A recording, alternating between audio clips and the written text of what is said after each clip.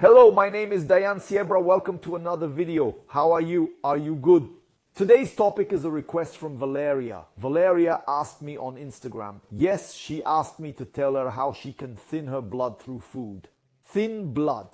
First, to understand what thin blood is, we have to understand what thick blood is. Well, blood is made up of cells, proteins, and clotting factors. And like everything else in life, blood also needs balance. What for? So that it maintains its standard of consistency inside the vessel. If the blood thickens too much, it won't move. If the blood gets too thin, it comes out of the vessel easily. Do you agree with me? And when this blood consistency becomes unbalanced, clots can form if it becomes too thick, or you can bleed if it becomes too thin. When clots appear easily, we call this state hypercoagulability. When blood becomes too thin, we say that it is incoagulable. In other words, it doesn't clot, it doesn't coagulate. Hypercoagulability, or thick blood, is when the blood becomes too viscous. It becomes thick, it becomes sticky. That's because it's normal. And thicker blood interferes with our health since it carries oxygen to the cells. So if it's thick, how does it get into the tissues? Let me give you an example.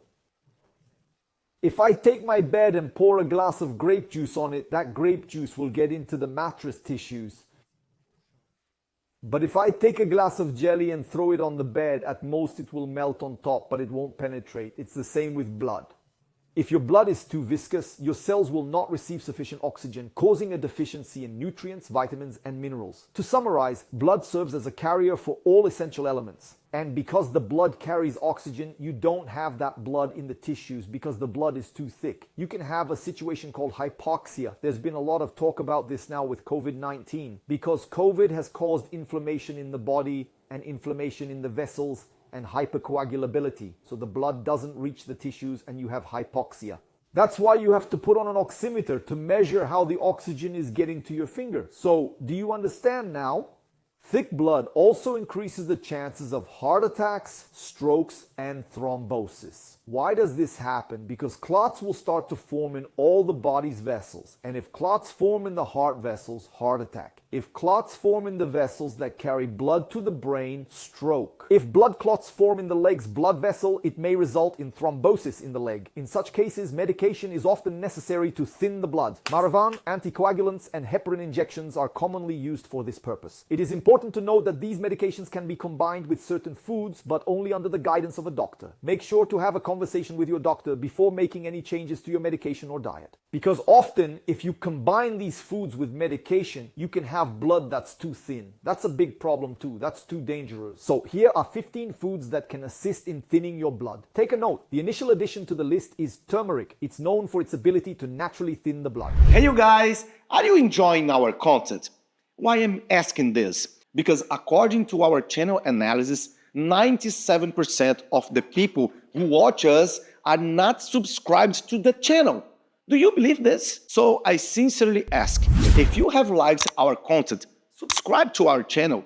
Let's make this content reach everyone around the world and let's make this a healthier world, okay? So subscribe our channel and God bless you. Has curcumin, its main active ingredient, which acts on platelets and helps to reduce the formation of clots. A platelet is the cell that helps form that fibrin network. In other words, a network of clots. But turmeric also helps to reduce body pain, especially joint pain. The ideal is to consume between 500 milligrams and 11 grams a day. But remember, don't consume too much turmeric if you use anticoagulant medication. In fact, if you use anticoagulant medication, any of these foods should be discussed with your doctor first. The second food is garlic. Garlic has sulfur compounds that are able to help dissolve blood clots. It also causes the smooth muscles in the arteries to relax, which is why garlic lowers blood pressure. What's more, it's a natural anticoagulant. So keep your garlic consumption balanced and usually eat it raw to maintain its properties. The third food is onions. Onions contain adenosine, which acts as an anticoagulant. It thins the blood and helps reduce adhesion between platelets. Eat it in moderation and prefer it raw. I don't like raw onions, but many people do. The fourth food is cayenne pepper. Cayenne pepper contains salicylates, which improve blood circulation. It also prevents blood clots. Salicylates also help to reduce fatty deposits in the arteries. It also helps to dilate the arteries. But if you're sensitive to chili peppers, opt for the other foods we're talking about here. Fifth food, ginger. In addition to its anti-inflammatory properties, ginger also contains salicylates, which aid in stroke prevention by thinning the blood. As a whole, ginger helps reduce inflammation and promote cardiovascular health. So, if it reduces inflammation, inflammation is also a bug that thickens the blood. You can consume dried or fresh root, or extracts, capsules, or tea. You can also include powdered ginger in salads, soups, dishes, you name it. But if you're hypertensive, go for the ginger. Sixth food, cinnamon. Coumarin, which is also found in cinnamon, is a powerful anticoagulant, so much so that we have a class of coumarin anticoagulants. So cinnamon with coumarin helps treat excessive clotting, and it reduces the formation of clots, but make sure you use it in a balanced way so as not to damage your liver. Seventh, it's the pineapple. Did you think pineapple was just a dessert to fill your belly after a feijoada? No. Pineapple contains bromelain, an enzyme that improves circulation and digestion. Eighth food, olive oil.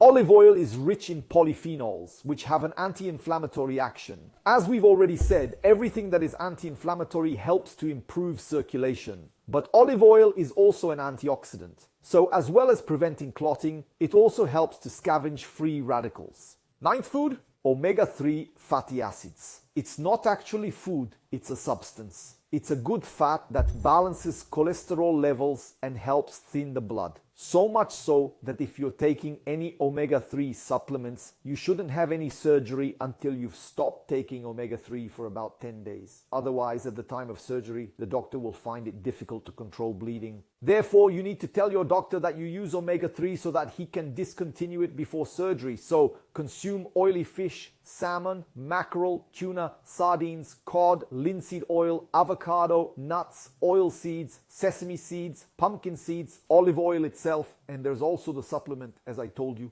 The 10th food is cucumber. Cucumbers have a high capacity for eliminating toxins and waste from the body. They are rich in water, potassium, vitamin C. Anything with vitamin C is good for circulation. So much so that I, a vascular surgeon, used to give a lot of vitamin C to my patients with poor circulation. Cucumber also has anti-inflammatory properties and can be eaten in juices, soups, and salads. 11th, linseed and chia seeds. These seeds are also rich in omega-3. They are healthy, help prevent clotting, and improve circulation. Flax seeds and chia seeds reduce adhesion between platelets. Chia is a natural anticoagulant and good for the heart.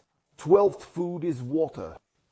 Water, of course. That's right. Water thins the blood. And dehydration thickens the blood too. Why do you think so many people who go on long journeys arrive in the city at their destination and have a thrombosis in their leg? It's not just because they've been sitting in a chair for a long time. It's not because they've been stationary for a long time and haven't drunk any water. Many people don't drink water so they can avoid going to the toilet when they travel. But there's no way. You have to drink and go to the toilet constantly. So drink at least 10 to 12 glasses of water a day. You drink that much. Don't just drink it to hydrate. Drink it to keep your cardiovascular system in tip-top condition. The 13th food is tomatoes.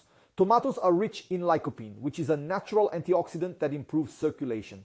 And lycopene is responsible for the reddish color of some foods. Lycopene is also found in apricots and watermelon. And tomatoes are a versatile fruit that can be eaten in many different ways, preferably cooked, softened. But you can put them in salads, beans, meat, barbecues, sauces, you name it. I love tomatoes, especially cherry tomatoes. The 14th food is citrus fruit. Citrus fruits are always a major player when it comes to blood circulation. So orange, lemon, acerola are all very good. That's because they also offer important anti-inflammatory properties. But not only that, these fruits also alkalize the blood and offer vitamin C. You can drink lemon juice or add lemon to a salad or eat an orange or make acerola juice. You can add it to sauces, but it's always best to eat the fruit fresh. Why is that? Because in their natural state, fruits offer fiber, which is important for our intestines and for deflating the body. The 15th and last food is leafy greens. You can choose whichever leaf you like. Any of them will bring benefits to your body and the health of your vessels, blood, and circulation. Green leaves are the most alkalizing foods there are. Why? Because they are rich in chlorophyll. What does chlorophyll do?